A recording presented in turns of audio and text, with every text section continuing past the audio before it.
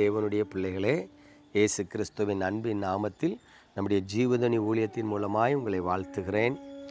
உங்களுக்காக நான் தொடர்ந்து ஜெபிக்கிறேன். நீங்களும் ஒரு 5 நிமிடம் எனக்காக, ஜீவதனி ஊழியங்களுக்காக, கர்த்தர் இந்த ஊழியத்தின் தேவைகளை சந்திக்கும்படியாக ஜெபியுங்கள்.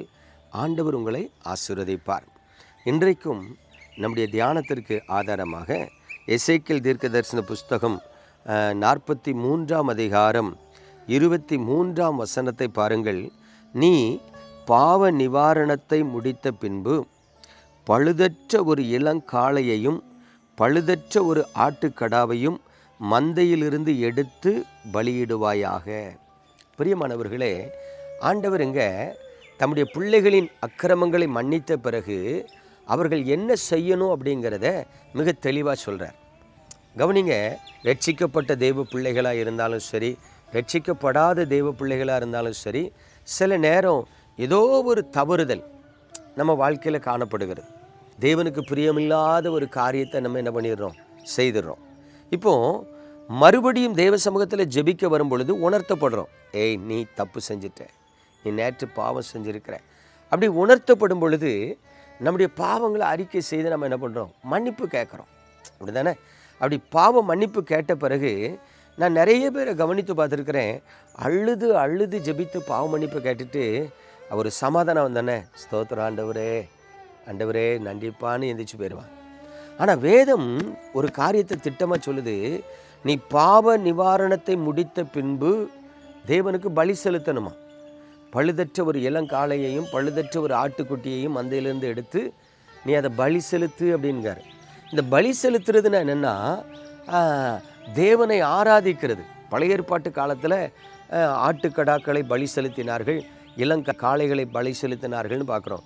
புதிய ஏற்பாட்டு காலத்தில் சங்கீதக்காரன் தாவீது சொல்கிறது போல உதடுகளின் காளைகளாகிய ஸ்தோத்திர பலி. அல்லேலூயா. பலினா என்னது? ஸ்தோத்திர பலி. உதடுகளின் காளைகளாகிய ஸ்தோத்திர பலி. இப்போ ஃபாதர் பெர்க்மன்ஸ் பாருங்களா, நன்றி ராஜா ஏசு ராஜா, நன்றி ராஜா என் ஏசு ராஜா, நன்றி ராஜா ஏசு ராஜா, ராஜா நீர் செய்த நன்மைகள். அப்போ நல்லா கவனிங்க, உங்கள் வாழ்க்கையில் நீங்கள் ஏதோ ஒரு பாவத்தை செய்துட்டு அது உணர்த்தப்படும் பொழுது தேவ சமூகத்தில் வந்து மனஸ்தாபப்பட்டு அழுது ஜெபித்து பாவ மன்னிப்பை கேட்டு அந்த ஜெபத்தை முடித்த உடனே ஆண்டவரை துதித்து மகிமைப்படுத்தணுமாங்க, பலி செலுத்தணும். இன்றைக்கி எத்தனை பேர் அப்படி பலி செலுத்தி இருக்கீங்க யோசித்து பாருங்கள். தெரியாது. பிரியமானவர்களை, பாவ மன்னிப்பு ஜெபத்தை கேட்டோன்னே ஒரு காணிக்கை போட்டுட்டு வந்துடுறோம். இல்லை, பலி செலுத்தணும், பழுதற்ற பலி செலுத்தணும். அப்படின்னா என்ன அர்த்தம்? மனதார கர்த்தரை பாடி துதிக்கணும். சில நேரம் என் இருதயம் வந்து அப்படியே சந்தோஷத்தால் நிரம்பும். அப்படி என் இருதயம் சந்தோஷத்தால் நிரம்பும் பொழுது அப்படி களி கூறுவோம், ஸ்தோத்திரம் செய்வோம், தேவ மைந்தன் இயேசு எந்தன் சொந்தமானாரே, ஆடி பாடுவோம், ஆனந்தம் கொள்வோம், இயேசு எந்தன் உள்ளில் வந்ததால், இயேசு எந்தன் உள்ளில் வந்ததால். பாடும்போது எவ்வளோ சந்தோஷமாக இருக்கும் தெரியுமா? பிரியமானவர்களே, இன்றைக்கு கர்த்தர் உங்களுக்கு சொல்கிற ஒரு ஆலோசனை, நீ பாவ நிவாரண பலி செலுத்தின பிறகு உன் அக்கிரமத்தை மீறுதலை எல்லாம் ஆண்டவருடைய சமூகத்தில் அறிக்கிட்டு பாவ மன்னிப்பு கேட்ட பிறகு மனதார தேவனை துதித்து என்ன பண்ணுங்க, பாடுங்க. அதில் கர்த்தர் பிரியப்படுகிறார், அதை கர்த்தர் விரும்புகிறார்.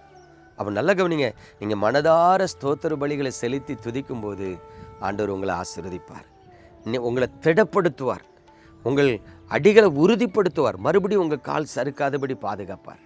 நம்ம ஜெபிப்போமா? எங்கள் அன்பின் பரலோக தகப்பனே, பரிசுத்தமான இந்த காலை வேளையிலும் நீங்கள் கற்றுக் கொடுக்குற நல்ல சத்தியத்துக்காய் ஸ்தோத்திரம்ப்பா.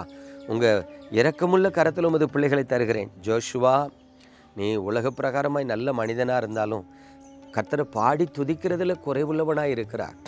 ஆண்டவர் சொல்கிறார், உன் வாயை தர, நீ வாயை திறந்து பாடுன்னு சொல்கிறார்.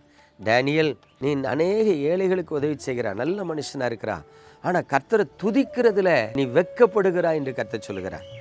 உன் வெட்கத்தை தூர தள்ளிட்டு கர்த்தரை துதிக்க பழகு, அவர் உன்னில் பிரியமாய் இருப்பார்.